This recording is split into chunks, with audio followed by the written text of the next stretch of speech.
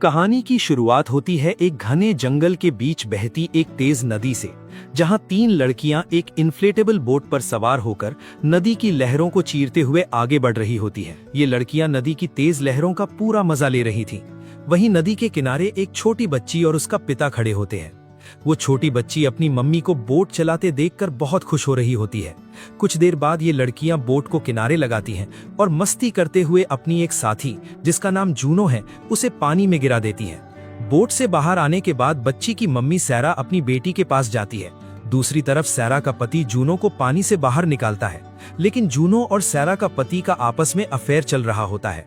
सैरा की best friend Beth को इस बात का पता था, लेकिन वो सैरा को कुछ नहीं बताती, क्योंकि वो नहीं चाहती थी कि उनकी दोस्ती में कोई दरार आए। इसके बाद सैरा अपनी बेटी और पति के साथ कार में निकल जाती है, क्योंकि उस दिन उसकी बेटी का जन्मदिन था।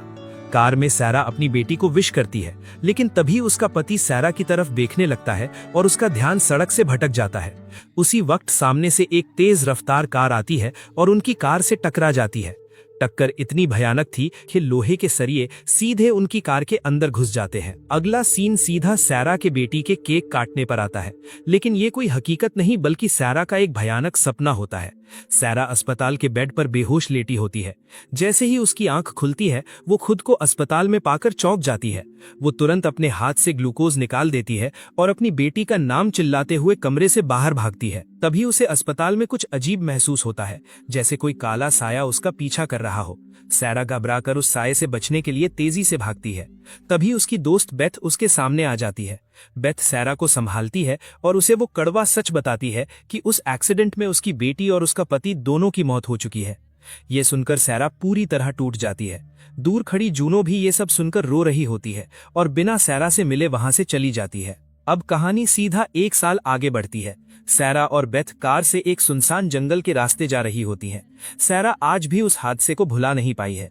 वे दोनों एक डरावने फार्म हाउस पर पहुंचती हैं, जहां पहले से ही एक कार खड़ी होती है। वहीं उन्हें उनकी पुरानी दोस्त जूनो मिलती है। जूनो सैरा से कहती है कि जो हुआ उसे भूल जाओ और आगे बढ़ो। जैसे ही सैरा फार्म हाउस के अंदर जाती है, हाउस के अंदर सैरा की कुछ और पुरानी फ्रेंड्स मिलती हैं। एक है सैम, जो एक मेडिकल स्टूडेंट है और सैरा को हिम्मत देती है।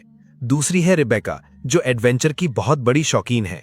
तभी वहां एक और लड़की आती है जिसका नाम हॉली है। हॉली एक बेस जंपर है, जिसे ऊंची बिल्डिंग्स और एंटेना से कूदने का शौक है। ये सभी लड़कियां यहाँ सैरा का उस हादसे का दुख भुलाने के लिए इकट्ठा हुई थीं। फार्म हाउस के अंदर माहौल अभी थोड़ा हल्का ही हुआ था कि तभी जूनो सैरा को एक पुरानी फोटो दिखाती है।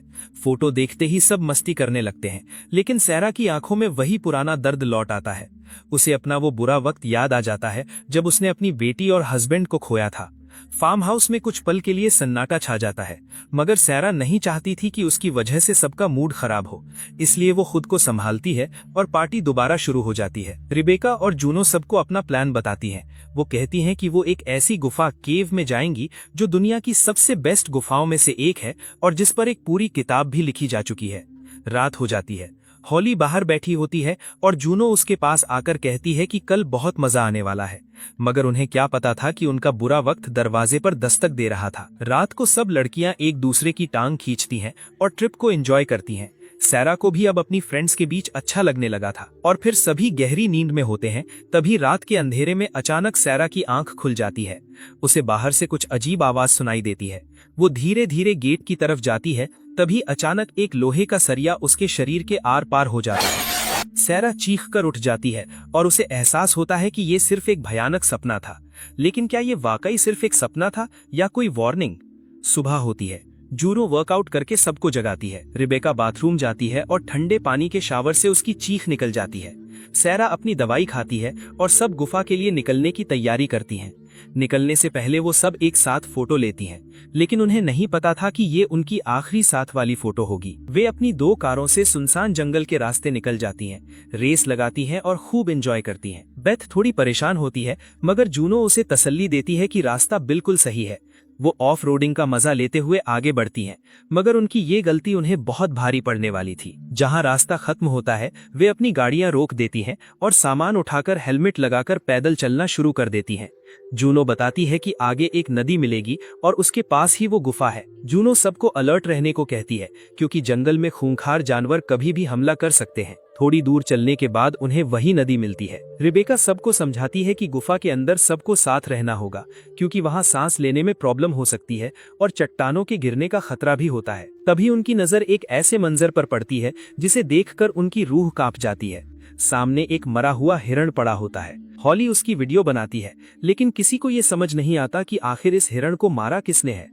ये एक साफ वार्निंग थी, लेकिन ये लड़कियां उसे अनदेखा करके आगे बढ़ जाती हैं। धीरे धीरे वो उस विशाल मैसिव गुफा के मुहाने पर पहुंच जाती हैं। गुफा बहुत बड़ी और डरावनी लग रही होती है। सब लड़कियां हिम्मत जुटाकर उस गुफा के अंधेरे में दाखिल होने के लिए तैयार होती हैं। जूनो रस्सी डालकर सबको ऑल द बेस्ट बोलती है और सबसे पहले उस गहरी गुफा में उतरती है। नीचे पहुंचते ही जूनो खुशी के मारे जोर से चिल्लाती है। उसका एक्साइटमेंट 7वें आसमान पर था। एक एक करके सभी लड़कियां नीचे उतरती हैं और गुफा की बनावट देखकर दंग रह जाती हैं। हॉली अपना कैमरा ऑन करती है और इस एडवेंचरस नज़ारे को रिकॉर्ड करने लगती है। लेकिन सैरा को सब कुछ इतना नॉर्मल नहीं लग रहा था। वो गुफा की दीवारों को गौर से देखती है तो उसे एक पत्थर पर इंसान के हाथ जैसा निशान दिखता है। सैरा के दिल में डर बैठ जाता है। वो गुफा के एक कोने में देखती ही होती है कि तभी अचानक उसके ऊपर से सैकड़ों चमगादड़ों का झुंड निकलकर उड़ जाता है। सैरा डर के मारे चीखने लगती है। वो बुरी तरह घबरा जाती है। जूनो उसे संभालती है और समझाती है कि ये सिर्फ चमगादड़ें हैं जो हर गुफा में होती हैं। जूनो को आगे बढ़ने का रास्ता मिल जाता है। अब सभी लड़कियां एक छोटी सी सुरंग के अंदर अपनी हेलमेट टॉर्च जलाकर एक दूसरे के पीछे चलने लगती हैं। जैसे जैसे वो अंदर जा रही होती हैं, अंधेरा और गहरा होता जाता है। तभी जूनो अपने बैग से एक फ्लेयर मशाल निकालकर जला देती है। पूरी गुफा लाल रोशनी से नहाने लगती है। गुफा अंदर से जितनी खूबसूरत थी उतनी ही डरावनी भी। सैरा अभी भी थोड़ा अलग महसूस कर रही थी। वो अकेले इधर उधर देखती है कि तभी उसे एक अजीब सी आवाज सुनाई देती है। डरती हुई सैरा टॉर्च लेकर उस आवाज का पीछा करती है, लेकिन वो सिर्फ पानी की बूंदें टपकने की आवाज होती है। जैसे ही वो पीछे मुड़ती है, अचानक सामने जूनो खड़ी होती है। सैरा डर जाती है मगर खुद को संभाल लेती है। सब मिलकर थोड़ा नाश्ता करते हैं, लेकिन सैरा का मन खाने में नहीं लगता। जूनो उसे दिलासा देती है और कहती है कि वो उसके साथ है, लेकिन सैरा वहां से उठकर सभी से थोड़ी दूर चली जाती है और उसे एक छोटी सी टनल दिखती है जो पत्थरों के बीच से जा रही होती है। सैरा जोर से सबको बुलाती है, रास्ता मिल गया। लेकिन वो रास्ता इतना छोटा था कि उसमें सिर्फ लेट कर ही घुसा जा सकता था। सबसे पहले हॉली उस टनल में दाखिल होती है। सुरंग पानी से भरी और बहुत ही तंग होती है। हॉली किसी तरह दूसरी तरफ पहुंच जाती है और सबको सिग्नल देती है। एक एक करके सभी लड़कियां टनल पार करने लगती हैं और सबसे आखिर में बारी आती है सैरा की। सैरा जैसे ही टनल में घुसने वाली होती है, उसे पीछे अंधेरे से एक अजीबोगरीब आवाज सुनाई देती है। वो उसे अपना वहम समझकर अंदर घुस जाती है, लेकिन यहीं से सैरा की मौत से लड़ाई शुरू हो जाती है। सुरंग इतनी तंग होती है कि सैरा का दम घुटने लगता है। वो बुरी तरह पैनिक करने लगती है, मगर फिर भी हिम्मत करके अपने भारी बैग के साथ आगे बढ़ने की कोशिश करती है। सैरा उस तंग टनल में बुरी तरह फंस चुकी थी। उसका दम घुट रहा था और वो चीख रही थी। सैरा को सांस लेने में इतनी तकलीफ हो रही थी कि लग रहा था उसका दिल अभी धड़कना बंद हो जाएगा। तभी बेथ सैरा की चीख सुनकर डरती हुई वापस टनल में घुस जाती है। बेथ उसे हिम्मत देती है और पूरी ताकत से बाहर खींचने लगती है। तभी पूरी गुफा हिलने लगती है। टनल धंसने वाली थी। बेथ चिल्लाती है, सैरा अपना बैग वहीं छोड़ दो और जल्दी बाहर निकलो, वरना हम दोनों यहीं दफन हो जाएंगे। बेथ पूरी ताकत लगाकर सैरा को बाहर खींच लेती है और जैसे ही सैरा बाहर निकलती है, एक भयानक आवाज के साथ टनल धंस जाती है। एक बहुत बड़ा पत्थर वहीं गिरता है जहां सैरा फंसी हुई थी। गुफा मिट्टी और धूल से भर जाती है और उनका वापस जाने का रास्ता हमेशा के लिए बंद हो जाता है। अब सभी लड़कियां घबरा चुकी थीं। सैम कहती है कि गुफा वाली बुक चेक करनी चाहिए, मगर जूनो बताती है कि वो बुक कार में ही छूट गई है। सब दंग रह जाती हैं, लेकिन असली झटका अभी बाकी था। बेथ कहती है, फिक्र मत करो, रेस्क्यू टीम हमें ढूंढ लेगी क्योंकि हमने परमिशन ली थी। तभी रिबेका रोता हुआ सच बताती है, जिस गुफा का लोकेशन रेस्क्यू टीम को दिया गया है, ये वो गुफा है ही नहीं। सबके होश उड़ जाते हैं। जूनो और रिबेका ने ये बात सबसे छुपाई थी।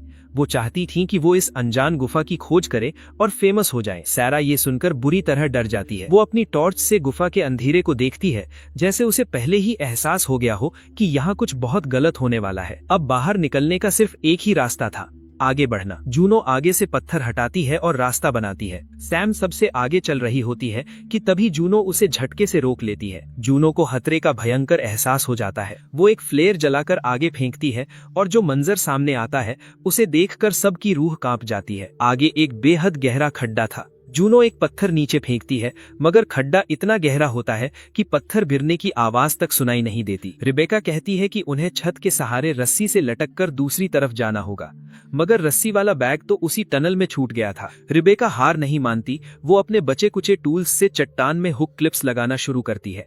बहुत ज्यादा मेहनत और खतरे के बाद रिबेका छत से लटकती हुई दूसरी तरफ पहुंच जाती है। जूनो एक रस्सी फेंकती है और एक एक करके सभी लड़कियां उस मौत के खड्डे के ऊपर से लटककर दूसरी तरफ पहुंच जाती हैं। सबसे आखिर में जूनो बचती है। वो क्लिप्स को वहीं छोड़ना नहीं चाहती थी क्योंकि उनके पास टूल्स बहुत कम थे। सैरा उसे मना करती है, मगर जूनो नहीं मानती। वो एक एक करके क्लिप्स निकालते हुए रस्सी के सहारे आगे बढ़ने लगती है। दूसरी तरफ सैम रस्सी को पूरी मजबूती से पकड़े होती है। जूनो चट्टान से हुक निकालने की कोशिश कर रही होती है कि तभी हुक टूट जाता है। रस्सी का झटका इतना जोरदार होता है कि सैम के हाथ से रस्सी छूटने लगती है। जूनो उस गहरे खड़े में गिरने ही वाली होती है कि तभी मसीहा बनकर बेथ रस्सी को दोबारा पकड़ लेती है। जूनो मौत के मुंह से बच जाती है और किसी तरह दूसरी तरफ पहुंच जाती है, मगर रस्सी के जोरदार रगड़ने से सैम का हाथ बुरी तरह जख्मी हो जाता है। हॉली तुरंत उसके हाथ पर पट्टी बांध देती है। तभी जूनो को वहां एक सदियों पुराना हुक मिलता है। ये देखकर सबके होश उड़ जाते हैं। बेथ कहती है, अगर यहाँ पहले कोई आया था तो बाहर निकलने का रास्ता भी जरूर होगा। मगर जूनो एक कड़वा सच बताती है, अगर वो लोग जिंदा बाहर निकलते तो इस गुफा के बारे में दुनिया को पता होता। इसका मतलब जो भी यहाँ आया वो कभी वापस नहीं जा पाया। ये सुनकर सबकी हालत खराब हो जाती है। सब पसीने पसीने हो जाते हैं और डर उनके चेहरों पर साफ झलकने लगता है। सब हिम्मत जुटाकर आगे बढ़ते हैं। बेथ की नजर दीवार पर पड़ती है जहाँ कुछ अजीब चित्र बने होते हैं। जूनो इसे सिर्फ आर्ट समझती है, लेकिन बेथ कहती है, एक लाइट फ्लेयर जलाओ। जैसे ही रोशनी होती है सब देखकर सन्न रह जाते हैं। दीवार पर बनी ये आकृतियां दरअसल उसी गुफा का मैप थीं। सबको लगता है जैसे उन्हें नया जीवन मिल गया हो। सबसे आगे हॉली और जूनो चल रही होती हैं। अचानक हॉली को दूर कहीं रोशनी दिखाई देती है। वो पागलों की तरह उस तरफ दौड़ पड़ती है। जूनो उसे रोकते हुए चिल्लाती है, हॉली रुको, वो रोशनी नहीं है। मगर तब तक बहुत देर हो चुकी होती है। हॉली का पैर फिसलता है और वो एक बड़े खड्डे में गिर जाती है। जूनो नीचे झांक कर देखती है, मगर सिर्फ अंधेरा दिखाई देता है। तभी नीचे से हॉली की आवाज आती है, मगर गिरने की वजह से उसके पैर की हड्डी टूटकर चमड़ी से बाहर निकल आई होती है। उसके दर्दनाक चीखों से पूरी गुफा गूंज उठती है। सैम, जो एक मेडिकल स्टूडेंट है, हॉली के पैर को संभालती है। बेहद दर्दनाक तरीके से वो टूटी हुई हड्डी को वापस अंदर डालती है ताकि ज्यादा खून न बहे। हॉली की चीखों से माहौल और भी डरावना हो जाता है। उधर सारा को फिर से कुछ अजीब महसूस होता है। वो अकेले अंधेरी जगह की तरफ चली जाती है जहां उसे एक बहुत पुराना हेलमेट मिलता है। तभी सारा को अजीब आवाजें सुनाई देती हैं। वो घबराकर अपनी टॉर्च घुमाती है और जो वो देखती है उससे उसका दिल बैठ जाता है। उसके सामने सफेद रंग का एक अजीब नरभक्षी जीव खड़ा था, लेकिन जैसे ही जूनो वहां पहुंचती है वो जीव बिजली की रफ्तार से गायब हो जाता है। सारा चिल्लाती है, मैंने वहां किसी को देखा, मगर जूनो उसे वहम बताकर चुप करा देती है। सारा वापस बाकी लड़कियों के पास आती है और बताती है कि यहाँ कोई खतरनाक चीज है, लेकिन कोई भी उस पर यकीन नहीं करता। सबको लगता है कि सारा अपने पति और बेटी की मौत के सदमे की वजह से धीरे धीरे पागल हो रही है, और सभी लड़कियां सारा की बातों को इग्नोर करके आगे बढ़ती हैं। जैसे जैसे वे गुफा की गहराइयों में जाती हैं, उन्हें हर तरफ से गिरता हुआ पानी मिलता है। बेचारी हॉली, जिसका पैर टूट चुका था, वो दर्द में करहा रही थी, लेकिन बाकी लड़कियां उसे सहारा देकर आगे बढ़ रही थीं। कुछ देर चलने के बाद रास्ता एक बड़े पत्थर के ऊपर से निकलता है। एक एक करके सभी उस पत्थर पर चढ़ती हैं, लेकिन ऊपर पहुंचते ही उनकी सांसें अटक जाती हैं। वहां रास्ते में सैकड़ों इंसानों और जानवरों की हड्डियों का ढेर पड़ा था। सैम अपने कैमरे का नाइट विजन ऑन करती है तो उसे अंधेरे में वो भयानक मंजर दिखता है जिसे देखकर सबकी रूह कांप जाती है। जूनो अब टूट चुकी थी। वो कहती है कि अब उसे भी इस गुफा से निकलने का रास्ता नहीं मालूम। सभी लड़कियां घबराकर मदद के लिए चिल्लाने लगती हैं, लेकिन उन्हें नहीं पता था कि उनकी यही आवाज मौत को दावत देगी। तभी अचानक वही अजीबोगरीब सफेद जीव उनके पीछे आ जाता है। सारा चिल्लाती है, मैंने पहले ही कहा था, लेकिन तुमने यकीन नहीं किया था। जूनो तुरंत एक लाइट फ्लेयर जलाती है और सबको भागने के लिए बोलती है, लेकिन हर तरफ से दरिंदों के गुर्राने की आवाजें आने लगती हैं। रिबेका और बेथ हॉली को पकड़कर भागती हैं। जूनो लाइट फ्लेयर को बंद कर देती है ताकि वो दरिंदे उन्हें देख न सके, लेकिन तभी वो दरिंदा हॉली पर हमला कर देता है। एक ही सेकंड में वो हॉली को मौत के घाट उतार देता है। बाकी लड़कियां डर के मारे भाग जाती हैं, लेकिन जूनो वहीं रुकती है। उसे लगता है हॉली जिंदा है। वो उसे खींचती है, मगर वो दरिंदा हॉली को अपना निवाला बनाने के लिए दूसरी तरफ खींच रहा था। उसी भगदड़ में बेथ का पैर फिसल जाता है और वो कीचड़ में गिर जाती है। जूनो की चीख सुनकर बेथ अकेले उसकी मदद के लिए वापस जाने का फैसला करती है। उधर जूनो उस दरिंदे से भिड़ जाती है और अपने नुकीले आइस एक्स से उस पर ताबड़तोड़ हमला करके उसे मौत के घाट उतार देती है। लेकिन तभी एक ऐसी गलती होती है जो सब कुछ बदल देती है। तभी जूनो के पीछे से किसी के कदमों की आहट आती है और डर के मारे जूनो बिना देखे अपना आइस एक्स घुमा देती है। वो कोई दरिंदा नहीं बल्कि उसकी अपनी दोस्त बेथ थी। आइस एक्स सीधा बेथ के गले में घुस जाता है। जूनो अपनी दोस्त को तड़पता देखकर पूरी तरह टूट जाती है। बेथ नीचे गिरती है और उसके हाथ में जूनो का लॉकेट आ जाता है। जूनो घबराकर बेथ को वहीं तड़पता छोड़कर वहां से निकल जाती है। गुफा के अंदर अब अफरा तफरी मच चुकी है। सब लड़कियां अलग अलग हो जाती हैं। सैम और रिबेका एक तरफ भागती हैं, मगर सारा अंधेरे की वजह से उनसे बिछड़ जाती है। हद तो तब हो जाती है जब सारा की हेलमेट लाइट भी दम तोड़ देती है। अब सारा के पास सिर्फ उसका कैमरा था। जैसे ही वो अपने कैमरे का नाइट विजन ऑन करती है, उसके होश उड़ जाते हैं। सामने इंसानी खोपड़ियों का ढेर पड़ा होता है। तभी सारा को उन खतरनाक दरिंदों के गुर्राने की आवाज सुनाई देती है। वो डर के मारे एक कोने में दुबक जाती है। कुछ ही देर में वो देखती है कि वहाँ सिर्फ एक नहीं बल्कि बहुत सारे दरिंदे हैं। वो दरिंदे मरी हुई हॉली की बॉडी पर जानवरों की तरह उस पर टूट पड़ते हैं। ये नजारा इतना घिनौना होता है कि सारा को उल्टी होने लगती है। उस आवाज से एक दरिंदा सारा की तरफ मुड़ता है, मगर सारा अपनी सांसें रोककर पत्थर बन जाती है। उसी वक्त जूनो सारा का नाम लेकर चिल्लाती है, जिसकी वजह से वो दरिंदा जूनो की तरफ भाग निकलता है। उधर सैम और रिबेका भी एक कोने में छुपी हुई थीं, जब वही दरिंदा उनके बिल्कुल ऊपर आ जाता है। लेकिन वे दोनों अपनी सांसें रोककर पत्थर बन जाती हैं। तभी सैम की नजर उस दरिंदे की आंखों पर पड़ती है और वो समझ जाती है कि ये बिल्कुल अंधे हैं। इन्हें दिखाई नहीं देता, ये सिर्फ आवाज सुनकर शिकार करते हैं, जिन्हें क्रॉलर्स कहा जाता है। जैसे ही क्रॉलर्स जाने वाला होता है, तभी अचानक सैम की घड़ी का अलार्म बजता है। क्रॉलर पागल होकर आवाज की तरफ लपकता है, मगर सैम होशियारी से घड़ी उतारकर दूर फेंक देती है। उधर जूनो की लगातार आती चीखों की आवाजें उन दरिंदों को अपनी तरफ खींच लेती हैं। दूसरी तरफ सारा अब एकदम अकेली रह गई है। उसके हेडलैम्प की बैटरी खत्म हो चुकी है, इसलिए वो अपने कैमरे के नाइट विजन मोड का इस्तेमाल करती है। तभी उसे वहाँ एक पुरानी फ्यूल कैन मिलती है। सारा अपना दिमाग लगाती है और मरी हुई हॉली के कपड़े फाड़कर उन्हें फ्यूल में भिगोकर एक मशाल तैयार करती है। अब मशाल की रोशनी में सारा डर को पीछे छोड़कर आगे बढ़ने लगती है। उधर सैम और रिबेका एक ग्लो स्टिक की हल्की रोशनी के सहारे हिम्मत करके अंधेरी गुफा में रास्ता ढूंढ रही थी। रिबेका आगे बढ़ते हुए सैम को इशारा करती है कि रास्ता साफ है, लेकिन उन्हें क्या पता था कि मौत उनके बिल्कुल ऊपर छत से लटकी हुई है। तभी अचानक एक खतरनाक क्रॉलर छत से सीधा रिबेका पर टूट पड़ता है। रिबेका अपनी जान बचाने के लिए चीखती है। वो दरिंदा उसे मारने ही वाला था कि तभी मसीहा बन जूनो वहां पहुंच जाती है। जूनो अपनी आइस एक्स से उस क्रॉलर पर हमला करके उसे मौत के घाट उतार देती है। रिबेका अपनी जान बचने पर खुशी से रोने लगती है और जूनो के गले लग जाती है। रिबेका रोती हुई जूनो से पूछती है, जूनो बाकी लड़कियां कहाँ हैं? तब जूनो एक बहुत बड़ा झूठ बोलती है। वो बताती है कि हॉली और बेथ को उन क्रॉलर्स ने मार दिया है और सारा का कुछ पता नहीं, वो कहीं गायब हो गई है। अपनी दोस्तों की मौत की खबर सुनकर रिबेका और सैम बुरी तरह टूट जाती हैं और रोने लगती हैं। रिबेका कहती है कि उन्हें यहाँ से तुरंत निकलना होगा, लेकिन जूनो, जिसके दिल में अभी भी सारा के लिए थोड़ी जगह बाकी थी या शायद कोई गहरा राज, जूनो कहती है, नहीं, हम सारा को छोड़कर यहाँ से नहीं जा सकते। उधर सारा अपनी बनाई हुई मशाल की रोशनी में आगे बढ़ रही थी। कुछ दूर चलने के बाद सारा की नजर रास्ते में पड़ी हुई बेथ पर पड़ती है। बेथ अभी भी जिंदा थी, लेकिन उसकी हालत बहुत खराब थी। सारा दौड़कर उसके पास जाती है। तभी बेथ एक ऐसा राज खोलती है जिसे सुनकर सारा के पैरों तले जमीन खिसक जाती है। बेथ बताती है, सारा, मेरी ये हालत किसी और ने नहीं बल्कि जूनो ने की है और वो मुझे यहाँ मरने के लिए तड़पता छोड़ गई है। सारा को पहले तो यकीन नहीं होता, उसे लगता है कि बेथ होश में नहीं है, मगर तभी सारा देखती है कि बेथ के हाथ में जूनो का वही लॉकेट है जो वो हमेशा पहना करती थी। बेथ बताती है कि ये लॉकेट जूनो को किसी और ने नहीं बल्कि सारा के हस्बैंड ने दिया था। जूनो और सारा के हस्बैंड का अफेयर चल रहा था। ये सुनते ही सारा का दिल तेज हो जाता है और उसका दिल टूट जाता है। बेथ बताती है, जूनो की किसी भी बात पर यकीन मत करना, अपना रास्ता खुद ढूंढना। तभी गुफा में उन खतरनाक दरिंदों के गुर्राने की आवाज गूंजने लगती है। सारा बेथ को उठाने की कोशिश करती है और कहती है कि हमें निकलना होगा, लेकिन बेथ हार मान चुकी थी। वो तड़पते हुए बताती है, सारा, मैं अब नहीं चल सकती, मुझे मार दो, मुझे और नहीं तड़पना। सारा के होश उड़ जाते हैं, मगर बेथ की हालत देखकर वो समझ जाती है कि अब उसे बचाया नहीं जा सकता। रोते हुए सारा अपनी हिम्मत जुटाती है और अपने नुकीले आइस एक्स से बेथ को मौत की नींद सुला देती है। बेथ की मौत के गम में सारा वहीं बैठकर रो रही होती है। तभी अचानक पीछे से एक क्रॉलर का छोटा बच्चा सारा पर टूट पड़ता है, लेकिन अब सारा वो पुरानी डरपोक लड़की नहीं रही थी। उसका दर्द अब भयानक गुस्से में बदल चुका था। वो पलटकर उस बच्चे पर हमला करती है और उसे खत्म कर देती है। जैसे ही सारा आगे बढ़ती है, वहाँ उस बच्चे की माँ क्रॉलर मादा आ जाती है।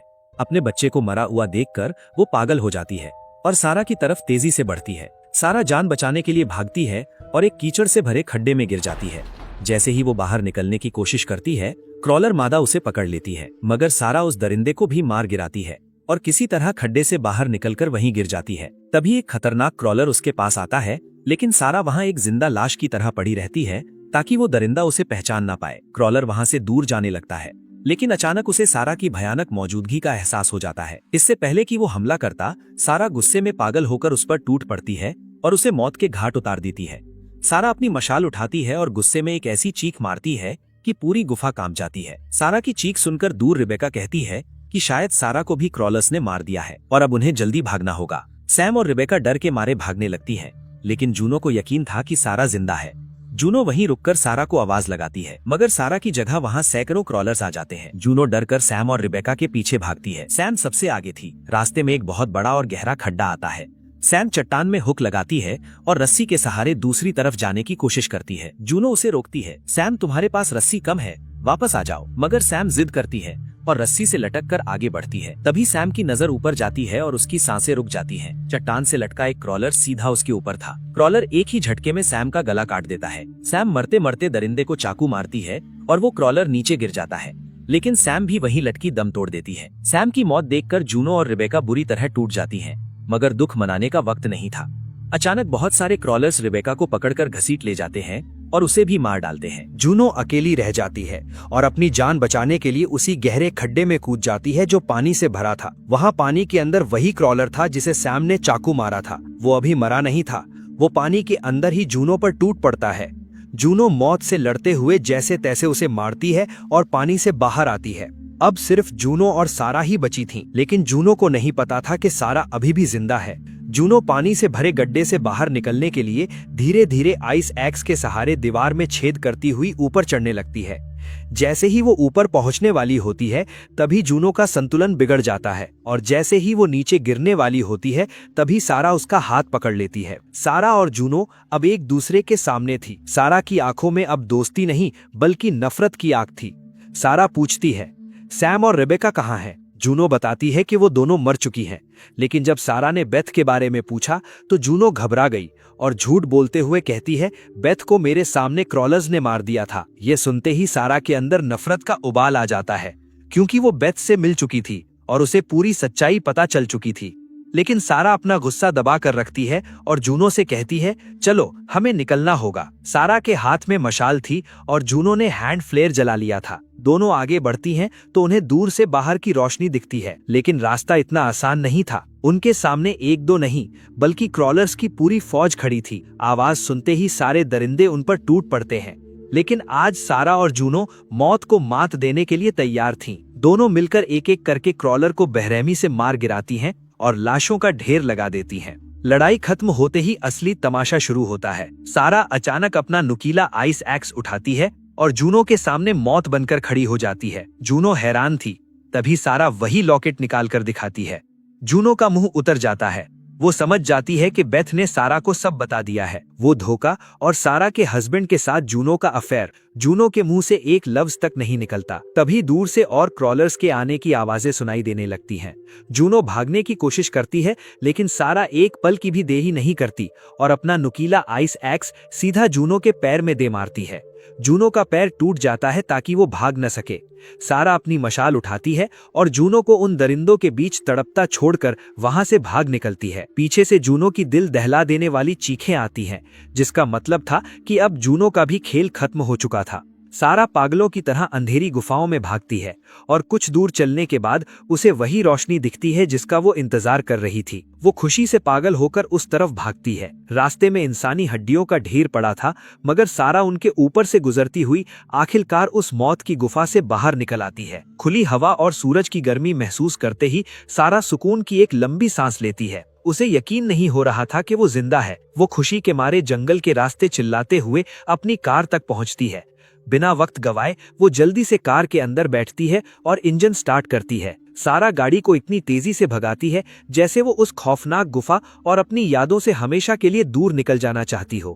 कुछ दूर चलने के बाद जब वो गुफा से काफी दूर मेन रोड पर पहुंचती है तो वो अपनी कार को रोड के साइड में रोक देती है। सारा का पूरा जिस्म कांप रहा होता है, यही इस डर और धोखे से भरी मूवी का अंत होता है। अगर वीडियो पसंद आया हो तो लाइक जरूर करें, हमारे channel dream on world win को सब्सक्राइब करें और ऐसी ही और मूवी रिकैप्स के लिए बेल आइकन दबाना ना भूलें।